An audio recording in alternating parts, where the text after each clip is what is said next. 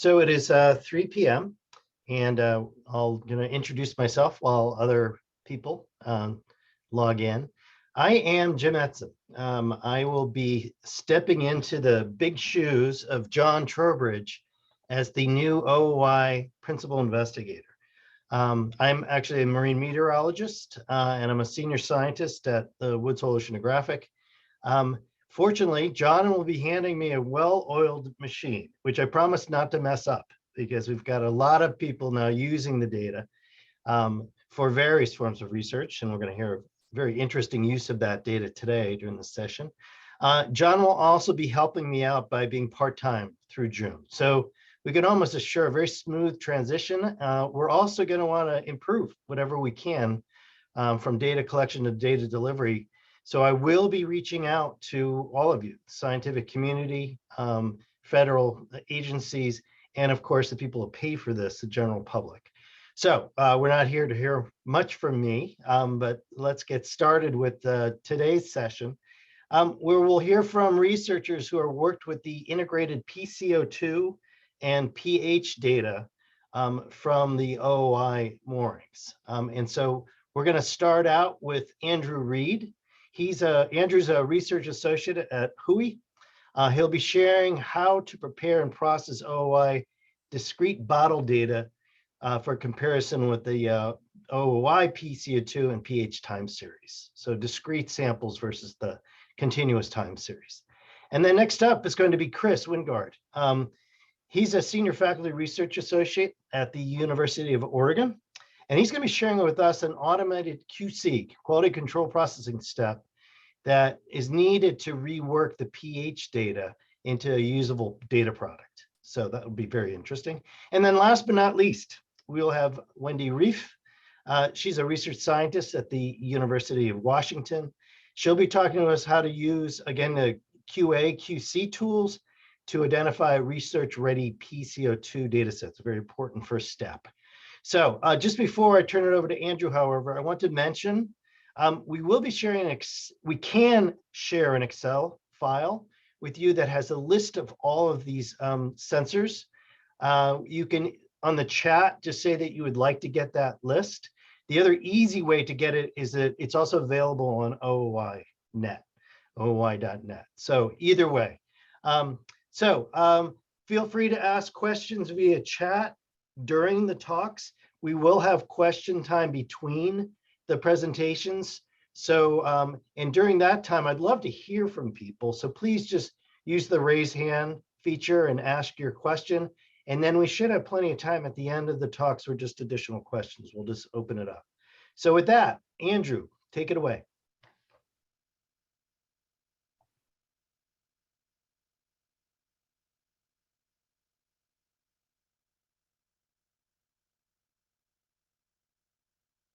And Andrew, if you can hear me, you're muted.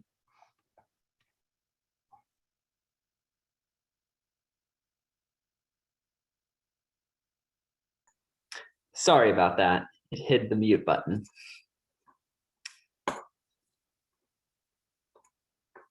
So hi, as Jim mentioned, my name is Andrew Reed. I'm a research associate 3 at Woods Hole Oceanographic Institute, and I work with the Coastal and Global Scale Nodes Group, which is part of OOI that's located at OOI. And I'm going to be talking today about the OOI carbon system data, how you can use the discrete bottle data for data validation purposes.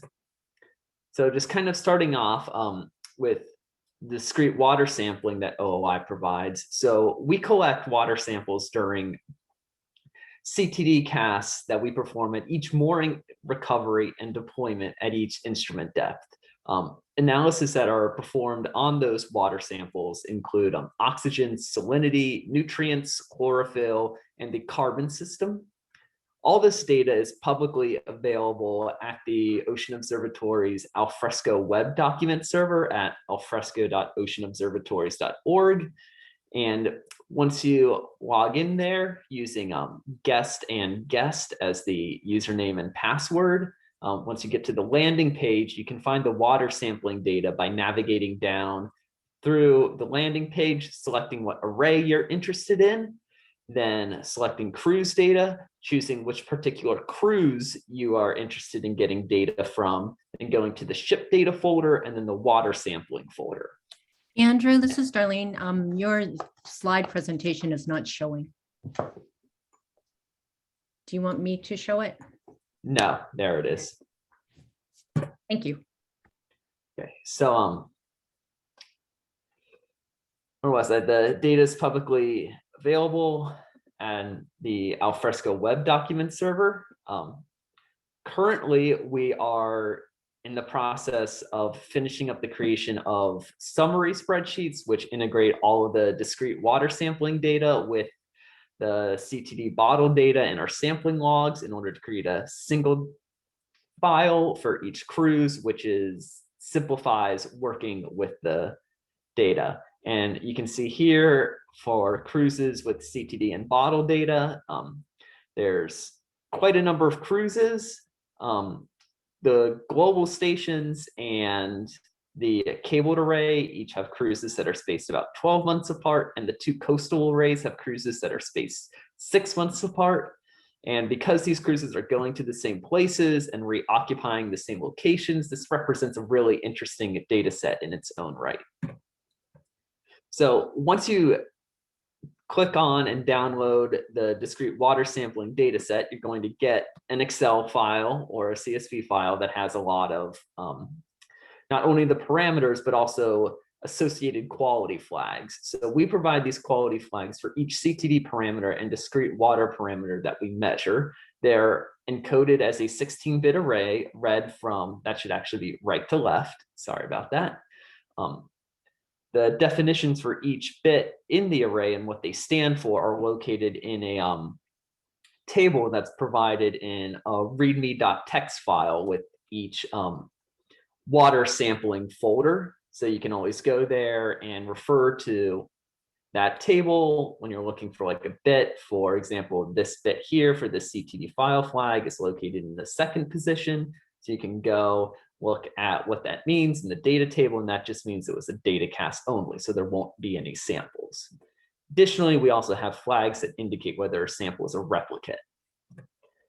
So now we need to take those quality flags for the data set and interpret them into something that we can use. You can utilize either going through and converting each one based on its own particular characteristics, and working with the flags as these kind of 16-bit array. I also recommend that if you want to simplify processing, that you cut it down into kind of the standard WOS or Quartod flagging schemes, and also utilizing the replicate flags and reducing those into a Boolean value. That makes kind of manipulating the data a little easier than having to constantly parse the 16-bit strings. So now getting specifically to the carbon system. So OOI, we deploy the Sunburst SAMI pH to measure seawater pH, as well as the Sunburst SAMI CO2 to measure seawater PCO2, and the Pro-Oceanus CO2 Pro Atmosphere for measuring the seawater and atmospheric boundary layer PCO2. So this is a table kind of showing what carbon system parameters are measured in the discrete water sampling for each array. So the cabled array and the coastal endurance array, they utilize the Hales Carbon System Lab at Oregon State University to do their carbon system lab analyses. And the Hales Lab provides data by measuring the DIC and the PCO2 of the water. In comparison, the Coastal Pioneer, along with the global sites, utilize the Wang CO2 lab based at OOI, and the Wang lab provides measurements of total alkalinity, DIC, and pH. Additionally, I want to call out the global station PAPA that was measured at various times by different groups, including both the Scripps Institute of Oceanography, which used the Dixon Lab. Some measurements come from the Hales Carbon System Lab and others from the Wang Lab. So that one has many different values. But if you notice, OOI's instruments measure seawater pH and PCO2, and depending on what data you're using, those measurements may not have been directly measured by the labs. So for the cabled array and coastal endurance, the Hales group often provides the calculated missing parameter, in this case, pH. For coastal pioneer and the global arrays, you'll need to calculate the missing parameter of PCO2. So in order to do that, I recommend using the CO2 SIS program in order to fill in the missing parameters. That's a program that's been published. It has a long history of development. It has packages available for both MATLAB and Python. So there's a lot of history there, and it's been well studied and validated. And it allows you to calculate the missing parameters from 2 of the 4 available carbon system parameters. Is also valuable for adjusting between lab measurements, which would occur like at atmospheric pressure, at a set laboratory temperature, and the in situ conditions, which are needed to do direct instrument comparisons. Now, finally, once you've prepared your carbon system bottle samples, you need to be able to match those with specific instrument data. So the goal here, of course, is to match the discrete samples to the instrument samples. There's several approaches that you can take. One is to use target asset matching. So we have a column in all of our spreadsheets called target asset. This is particularly valuable for the cabled array when you're looking at bottle data. You can also utilize the latitude and longitude of the sample, as well as the time and the depth of the sample, in order to match that against the instrument data, which will have a lat long depth and time as well. And for the next figure I'm going to show you, I used an algorithm which matches bottles with instrument data using thresholds of 5 kilometers in the horizontal, 15 meters in the vertical, and a 7-day window in time, which we determined was probably sufficient in order to get good matches for the Erminger Sea, where this data is from. So finally, this is what you eventually want to be able to get to. This is a comparison of deployed, in this case, deployed pH sensors at the Erminger array against the discrete pH samples. So you can see here, there's 4 pH sensors at the Erminger Sea array. You can see the data in the different colored dots time here. You can see the yellow dots here are the bottle data. And so this is what we want. We can see that the bottle data has been matched up in time and space against the pH data. And then you can use that in order to create this figure on the right, which I call a data validation figure, which compares directly the bottle pH against the instrument pH and allows you to assess like how well that the sensor is performing in measuring the seawater pH. So that's kind of the end goal of all of that data set preparation and sample matching and everything, is to get to a figure like that. So finally, just some resources. OOI has a discourse, a help desk, as well as tools available on GitHub to help you do some of this processing and everything. And that's all I have. All right.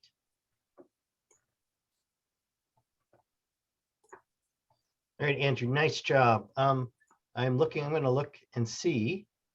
So in the chat, we have just a question. That's just a statement. So are there any questions for Andrew while we start to switch over? And if you could use the raise hand feature. Andrew, just a quick question for me. Where does the CO2 SIS programs exist?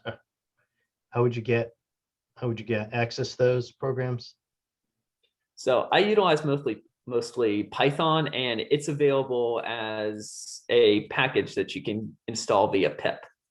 Okay. And it's also, I believe, available on the MATLAB package distribution website. So I think you can find it there as well. Okay. So if there are no questions, I'm sure you're all saving them for the end, which is very good. We like that. We're going to move on now to Chris Wingard. Chris, if you want to share your screen, or Darlene control here.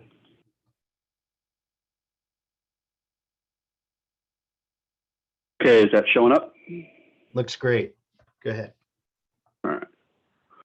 Okay, well, I'm going to go ahead and just jump right into it. I am Chris Wingard. I'm at Oregon State University. I'm the OOI Endurance Array data lead, and I'm going to be talking about the processing steps you need to go through to get the pH data into a form where you can actually do some fun stuff with it.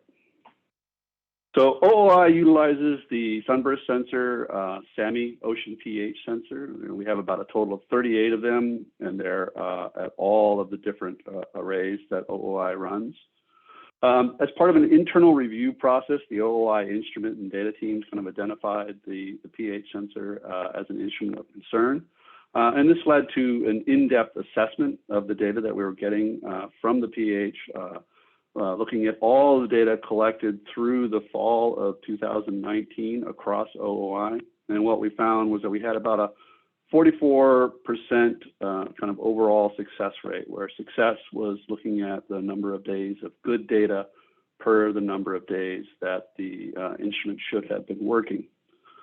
Kind of notwithstanding this limited success rate, though, the data quality is actually quite good when the sensor is working. And so what I'm going to talk about today are the steps kind of from the 20,000 foot level that you need to go through to get to that good data. OOI utilizes a set of automated QC checks on the pH data, and right now that's the gross range, the spike, and the stuck value test. And we're in the process of transitioning over to the IUS quartile gross range test and chromatology test. And in fact, as of last week, those have now been added for the pH and the PCO2 sensor. And so you should be able to start getting these test results if you download data from OOINet. These tests, though, they share kind of a similar limitation in that they are based on limits that are applied to the calculated seawater.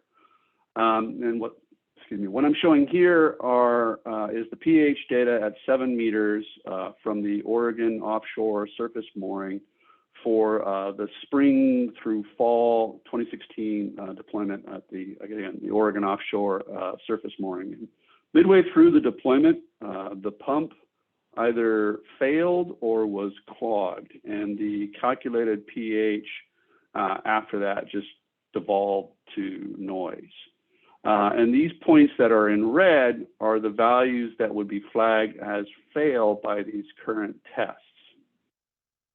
The vendor provides MATLAB code that does a series of QC checks on different variables in the raw data prior to calculating the pH data. And it's essential that you use these checks in any processing workflow that you're doing with the seawater pH in order to make sure that you're working with the best quality data possible, because these values down here, all these red points, are the ones that are flagged as failed based upon those extended QC checks from the vendor code. So how do we get there? First, you kind of need to do some data reorganization when the data is downloaded from OOINet. There are two key raw variables that need to be looked at. The first are the blanks, the seawater blanks, which are in an array of 16 points per observation. And then there's the pH measurements, which are in an array of 92 points per observation. These both need to be split apart into 4 separate variables representing the raw signal and reference counts at 434 nanometers and 578 nanometers. Once these have been split apart and reorganized into these 8 different variables, then you can look at the vendor QC checks. The first one looks at the blanks, looking at the signal and reference levels to make sure they're within an acceptable range. The second one looks at the measurements, again, looking at the signal and reference levels to make sure they're within an acceptable range. The third looks at the 23 signal measurements and make sure that those span an acceptable range based upon the standard deviation of those 23 points. And then the final test looks at the calculated seawater pH, making sure it falls between 6.9 and 9.0. In our previous example, all this data here is failing the third test. And I've taken a slice of these are the 23 measurements for the 434 nanometer signal. And this is a slice from the good section of the time series, and this is a slice from the bad section of the time series. I'm kind of showing you down here, then this is those individual slices, and this is what that third test is looking for. In that good section, the standard deviation for all 23 of these points is about 523 counts. It's about 5 counts for the failed range, and the fail level is 60 counts. The pH algorithm is looking at sets of points through this kind of region of the measurements, and it's going through a bunch of math to do basically a linear regression analysis and pull out a slope from this region, and then it's calculating the pH from that slope. There's no slope in this region, and therefore the algorithm just it fails and it devolves to noise. So how do we get there? I have coded up those steps to reorganize the data and to apply those vendor checks, and that's available in that GitHub repository that Andrew mentioned. The code cleans up the downloaded data. It renames selected variables and reorganizes the blank and the measurement arrays into those separate variables. And then it will create that kind of extended quality flag. And that's this variable here. And I use the Quartod style flag where 4 equals fail. In the vendor code, the resulting pH would be nanned out. And then in this repository, there's additional code that kind of pulls down the human-in-the-loop annotations of data quality that are created by the data team. And you can combine those to those extended quality flags and then the human-in-the-loop flags to really pretty much flag and remove the vast majority of the bad data from the pH data set. And I have an example notebook available in that GitHub repository that kind of shows this processing step of how to load the data, how to flag the data, and then how to process the data through to the creation of those Quartod style gross range and climatology test limits that we're using. And indeed, this is the workflow that I've used to create those values for the endurance array. And this is the sequence that you're going to want to do to get at that good data. And as an example of that, what I'm showing here on this final slide are pH measurements at 7 meter for the 4 of the endurance arrays surface moorings, and put in the context of a larger kind of study that was published by Fassbender et al. In 2018, where they were looking at seasonal carbonate chemistry variability in the marine surface waters of the Pacific Northwest. Their study area, using data from SOCAT, discrete samples, and some mooring observations, is focused up here off of Washington, and it overlaps the endurance array Washington line. So in these plots here on the left, what I'm showing are the data from our 4 coastal surface moorings for the Oregon Shelf and offshore moorings, and for the Washington Shelf and offshore moorings. The gray dots are the monthly median averages of all of our observations through January of this year. The orange line and dot represents a 2-cycle harmonic fit to those monthly averages, and that's what we use to create our climatologies. The blue lines are the seasonal averages for regions identified by Fassbender et al. And then this black line is the seasonal averages for the Cape Elizabeth mooring, which would fall about here relative to the endurance array. And the dashed line represents the one standard deviation for their monthly seasonal averages. So there's two kind of really quick takeaways I want to draw your attention to. First is kind of note the really good agreement between our observations and the study from Fassbender et al., especially the Washington offshore mooring. But also I want to point out that it's not the same. There are differences.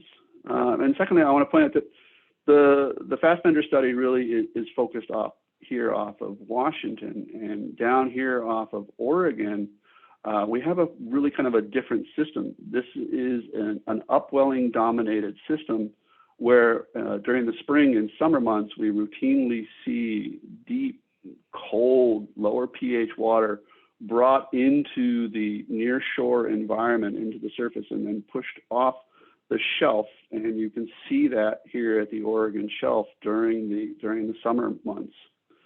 And so, since my time is running out, and to summarize, to get at this QC pH data, the sequence of steps is download, reorganize, apply the vendor tests, combine with the human in the loop annotations, use the discrete sample data as described by Andrew to validate these observations, and then science, have fun.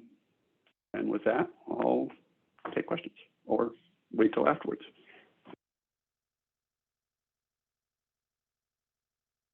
Let me unmute. I'm looking at our attendees list. If there are any questions from the audience for Chris, please ask them now. I do not see anything on the chat at the moment. Don't be bashful. We're all friends. Could I, just for clarification, where did the blanks come from? I am not a chemist. I know nothing. The blanks are when the instrument runs, the first thing it does is it collects a set of 4 just seawater only measurements. And then it starts mixing in the indicator solution in with that seawater. So the blanks are basically recorded every measurement cycle. It records a set of blanks and then uses those in the calculation. There's a lot of, I have glossed over, there's a lot of math going on to get from these raw numbers to that final pH. And so it really is important that you really kind of go through all 4 of these tests, because the failure can occur at multiple levels. And even with all 4 of these tests, it's not 100% bad data will be flagged. It's, you know, there's still a few points that are gonna squeak through, as you can see here. Yeah. So what were the various lines on the left on the previous slide? What are those here? What do the lines represent? I'm just trying to get my hands around this, head around this. Those represent the 23 measurements that occur. Okay. The SAMI basically it pulls in a pulse of water, mixes in the indicator, makes the measurement, pulls in a pulse, pulls in a pulse. So it takes about a little over 3 minutes for it to take a sample, and each of these measurements represent one of those 23 measurements that are made. And then the algorithm is actually doing a bunch of work to kind of look at this region of the measurement. These first few points are discarded. And so it's kind of looking at the slope through this region to get at the calculated pH. Okay. All right, well, let's leave it at that. There's more questions at the end. People can ask them, and I don't see any more now. So let's turn it over to Wendi Ruef, our friend from University of Washington, and she's going to talk about the QA/QC tools to identify, much like I think Chris is doing here, those data sets, but now with PCO2 that we can use for research. Go ahead. Everyone see the presentation side of it. So yeah, Chris did a great overview of the basic steps of what we're working towards, and And we're farther ahead on the page than we are on the PCO2. It's still a work in progress, but I want to share some examples of where we're at so far. Can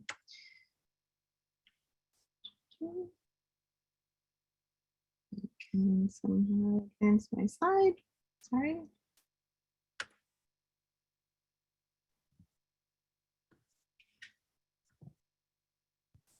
Are they not advancing, Wendy? No, I'm not sure why. I'm working to get it up. There we go. There you go. So this is an example for the 6 PCO2 sites for the regional cabled array. The chart shows the percentage of data points that passed all of the QC filters that we've built so far. So these are the similar filters to what Chris mentioned, the standard OOI filters that are integrated now, the stuck value, the gross range, any of the core Todd filters that we've put in. And some sites have performed better than others. So looking at the offshore profiler, shallow profiler platform at 200 meters, we see that virtually all the data points passed with no sensor issues detected. The graph is similar to the ones that Chris was showing with the pH. Shows the full time series in black, with the climatological mean plotted in red, and plus or minus 3 standard deviations of that mean in green. The gross range, suspect, and fail thresholds are plotted in blue and purple.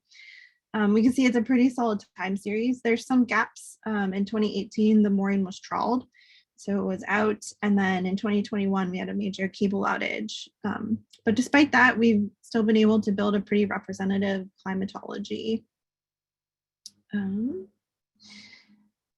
And what makes this a work in progress is that if we look at another one of our sites, the Oregon Shelf seafloor, we see that there's more to the story than just passing those automated QC filters. 73% of these data points passed.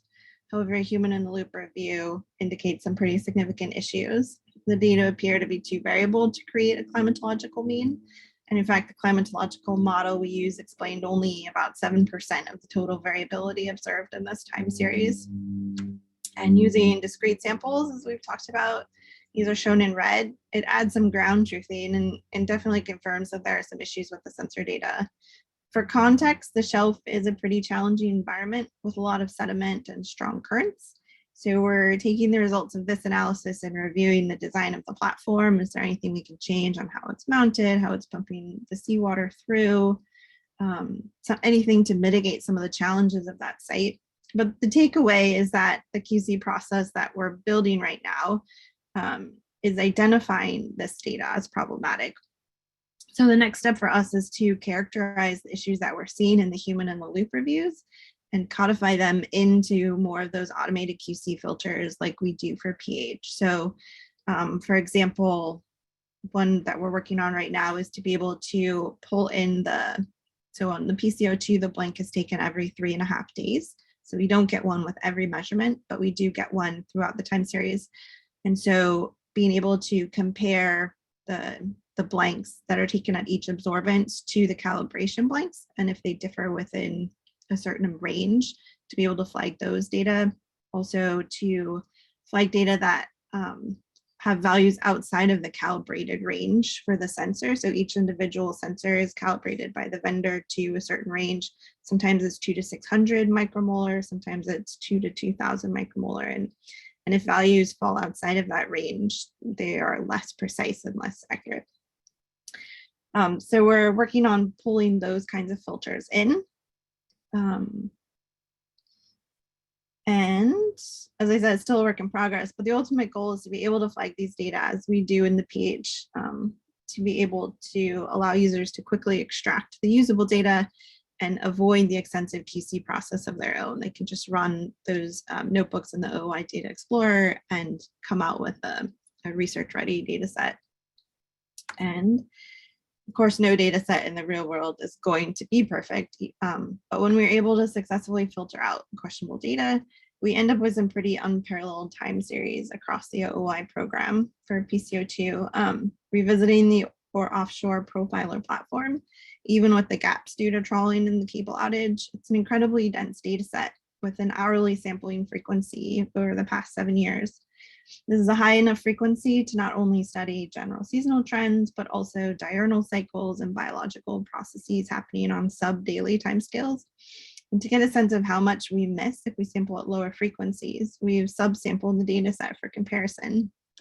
So here's what a daily sampling frequency would look like. It's still fairly dense, but we've already lost a lot of information, a lot of biological processes happening we wouldn't be able to study. Here's an estimation of weekly sampling. With monthly, we can still make out some seasonal cycles, but it's less of a clear picture of what's happening. And yearly is what you might expect without much to the data set at all. And for effect, here's the full time series again. So add to that the spatial coverage of PCO2 sensors deployed within OOI, and we can start to put together a pretty powerful network of observations across ocean basins already with the past 7 years of data and hopefully over the next 10 years. So that was just a quick overview of where we're at with PCO2. The goal is to be able to reach the point that we're at with pH with some specific automated filters that you can just run and pull out, and we're making pretty good progress. All right, thank you, Wendi. Now we have time for questions. So anyone who would like to raise their hand or just unmute and ask a question, now's your chance. I'm going to ask a question because I always have to ask questions. So Wendi, and all of you, how is the climatological mean determined for like PCO2? It's a harmonic analysis. Okay. Yeah. And we, a really solid climatology would take into account, 20 years or something. And we have 7 years, so we're just barely able to do it, sort of right at the beginning stages of it. So we've developed the code, and we have run it for pH, PCO2, and the CTDs and a few other sensors, but we'll be updating it every couple of years or so as we get more and more data. And some sites, the climatology looks pretty representative, and in some sites like the BP, it's just not possible. And so we exclude, if it doesn't account for enough of the variance of the data set, we exclude it from the quartile tests. And we've done that with a couple of sites on the RCA. Because there are times when, the actual data looks pretty coherent with spikes and such. Mm-hmm. And I mentioned this to Ed Dever yesterday. I'm amazed at how high the signals are. You see those sorts of levels in estuaries, but I rarely see that, over the open ocean. So there's a lot going on there. Yeah, and I should point out that the climatological quartile test is flagged as suspect or interesting.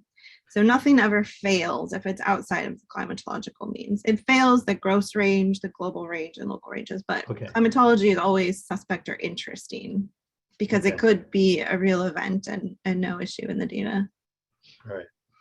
Oh, that does my heart good, because I saw suspect, the line, and I was wondering if you just got rid of that. Because even the climatological data, the variance about that was, above that suspect. Mm-hmm. And, suspect or interesting data points are how people first discovered the blob coming up the coast. And, it was just so far outside of climatology, but it was broad enough, and all kinds of groups were seeing it, that it wasn't a failure of the sensors. It was a real event. And excellent. Hey, Ed, could you unmute and just ask your question?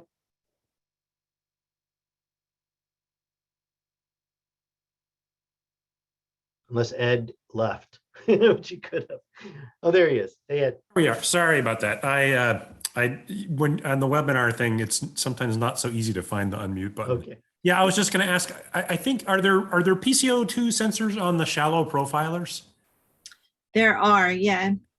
And I was going to wonder, they're the same, they're the SAMI PCO2 type. And so these quality control procedures, I think they should work for them. Is that true? Yeah, yeah. And how close are you to getting to, it seems like you're starting with some of the fixed platforms, and I'm just wondering about how this will work for the profilers. Are there any other difficulties in doing the same QC procedures for the profilers, or are those kind of moving along at the same, in the same steps in parallel? They're moving at the same steps. The trick with the shallow profilers is finding the right depth bins to capture the variability we want to characterize, but not blurring the signal throughout the profile.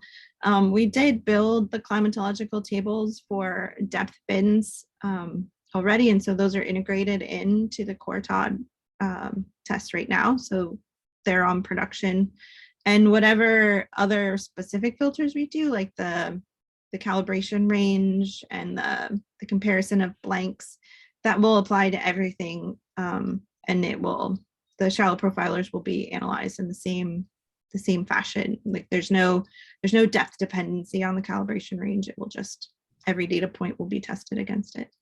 Great. Thanks very much. I gave my poster last night in a different session on the carbonate system, and at the end of the poster session, which was surprisingly lively for 9 to 11 o'clock East Coast time last night, people were talking about, it's great that there's a lot of surface PCO2 and pH data out there, but that there's a real lack of data, especially time series data, beneath the surface. So I agree that those profiler data are going to be pretty awesome, pretty interesting and important for folks, because they do provide the source waters for coastal upwelling are observed at those profiler locations. Thank you. Very good. Darlene, do you have a question? I have really a comment for the attendees. If you ever run into an issue using OOI data, these 3 experts that you saw present today are really behind the screen on the help desk and on Discourse. So you get access to real experts. So please, if you need a bit of a hand, you can see the quality of their brains in what they're able to do with the data. So I encourage you to use both those systems. Thank you, Darlene. And of course, poor Wendi was last, so we're asking her all the questions. But do we have anyone have questions for Andrew or Chris? I have one. I of course have one for you two, and I'm going to pose it to both of you. We're always trying to improve the quality of the data sets. Do you have any thoughts about like physical arrangement of things that you might want to change to maybe increase the quality of the data, just get more good flagged data?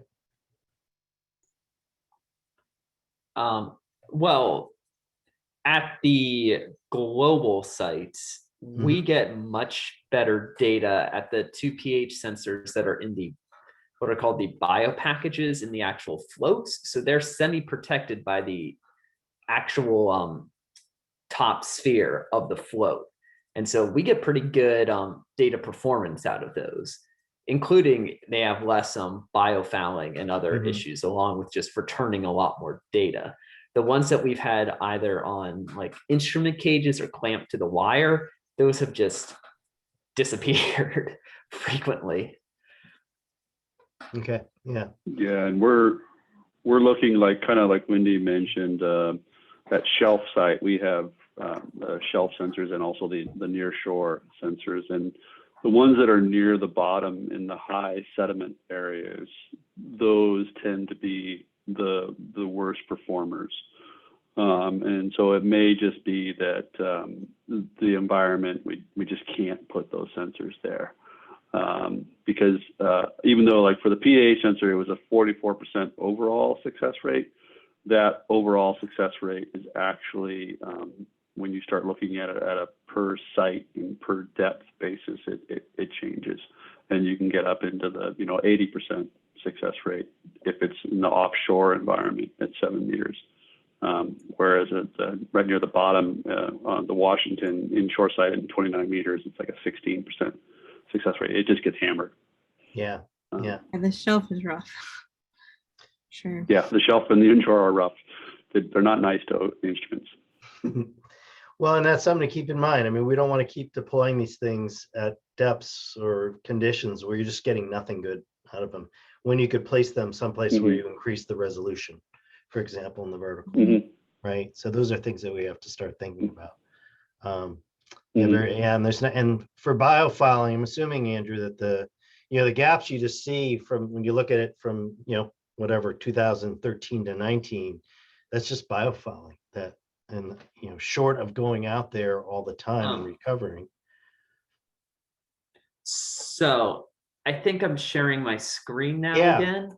Yeah. Yeah, so this is on Thanks. this left here, you can see these two are instruments that are clamped onto the wire at the Erminger array. And so a lot of times this is just the instrument getting beaten up. And like the last cruise we were out, when we pulled one of the pH sends out of the water, it was missing half of its casing.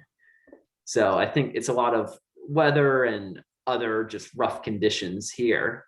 Whereas you can see here, like a lot of this noise here is probably biofouling, but you get a lot of really good, because the instrument's more protected, you get much more consistent data returns. Yeah, that's very insightful. That's very helpful. I could see that. Well, these are very good lessons learned, and it's, particularly with these biogeochemical sensors that, we really want to make use of these. They're hard to, deploy and maintain. And so what you guys are doing is just great. Ed, did you have your hand up again? Oh yeah, I just dropped something in the chat, which is as one of our speakers might have mentioned, I'm not sure. We are looking at technical refresh on the pH sensors in particular.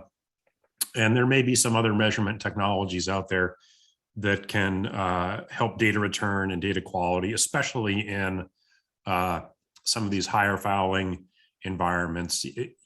I guess sometimes the same environments that get biofouled are often the most interesting environments scientifically, because they support a lot of primary productivity. So as Chris said, I think even though we see a lot of data drop out in some of these places, the remaining data are really quite interesting, because you'll see a lot of departures from seasonal climatology due to both biological events and events forced by wind forcing. Thank you, Ed. Yeah. Well, if we don't have any more questions, I'm sure people are busy with ocean science, just popping in and out. So I'm going to just thank our speakers. Maybe we all give them a round of virtual applause. That was great. We have, I believe tomorrow is our lightning talks, correct, Darlene? Correct. Okay. 3 p.m. Eastern. So it'd be great. This is similar to what we did at the town hall. We'll have these lightning talks. It won't be quite so rushed, and there'll be much more time for questions. So I encourage you to let your friends know, come out and see, support this group. They're working really hard. It'd be nice to get a good showing for them. And then on Friday, which I'm really I'm also really interested in, is educational activities, correct? And that I think will be fantastic. So let's leave it at that. Again, thanks to the speakers, and we'll see you tomorrow at 3 p.m. Bye now.